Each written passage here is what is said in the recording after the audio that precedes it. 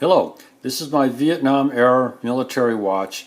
It's genuine. I obtained it in 1971 in Vietnam. There's the front and here's the back. More details about the watch and all this stuff in a moment. But you'll notice that this back is sealed. There's no way to remove the back. So how do you get the movement out for repair or identification? Many people have asked. We're going to go through each and every step in the required to remove that movement. But before we do that, I'll give you a close-up of what that movement looks like when it has been removed. Here we have where it says West Clock, 7 jewels, made in France. This, I believe here, this JEJ must be the manufacturer's trademarked stamp. But I don't know. If someone out there knows what this JEJ means, please leave a note. And here we have 26, which I believe is 26 millimeter size of the movement. And up here, even though it's only 7 jewels and it's dirt cheap, there is a bit of quality. This is the Incablock shock absorbing mechanism here with the mainspring and the balance wheel. So let's now go through each step of removing this movement. My Vietnam era government issue watch, made in 1968, came into my possession in Vietnam in 1971.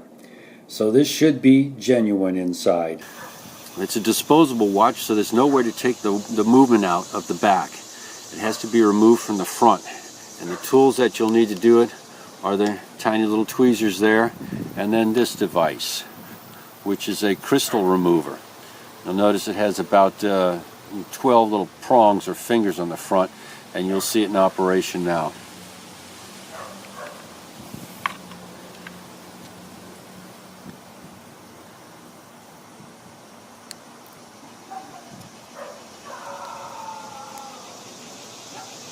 Tightens up the prongs, removes the crystal. Now once you've done that, leave the crystal in the device. Don't take it out, because that leaves just enough of the rim of the crystal exposed so that it can be reinserted. Okay, well, there's not enough room for the tweezers to fit in there and grasp the stem, so we're going to have to remove the hands and the face and get it from the front end. Thank you. Ah, nice tool there. Okay. We're just going to remove the hands. The last hand. The minute hand, I think. Hour hand. Oh, there it is. Oh, now the face of the watch will be lifted out.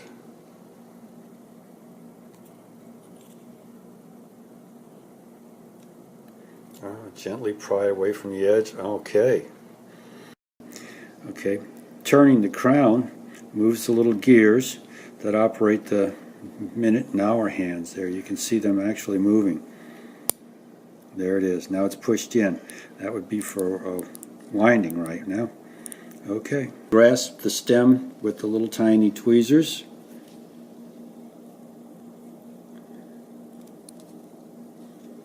Holding it in place, and then simply unscrew counterclockwise, right? Mm-hmm. Counterclockwise, and it comes off. Now the works can be removed.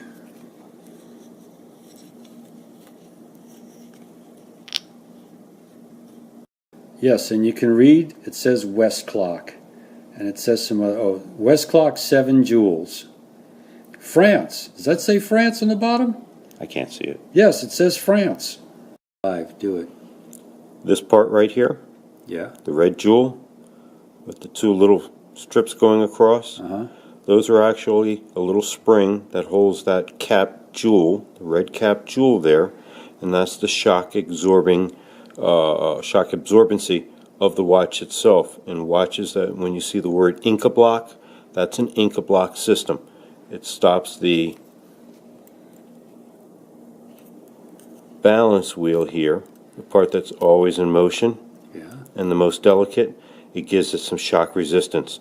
That's the most delicate part in the watch. Cool. And right next to it, in tiny letters right here, 26. And I believe the 26 would refer to the size. There. It's 26 millimeter case size. Now, if you think that's easy enough to do for yourself, make sure you start with a pair of these magnifying lenses. There you go. And I thank you, Brother Wilbur, for doing this. You're very welcome.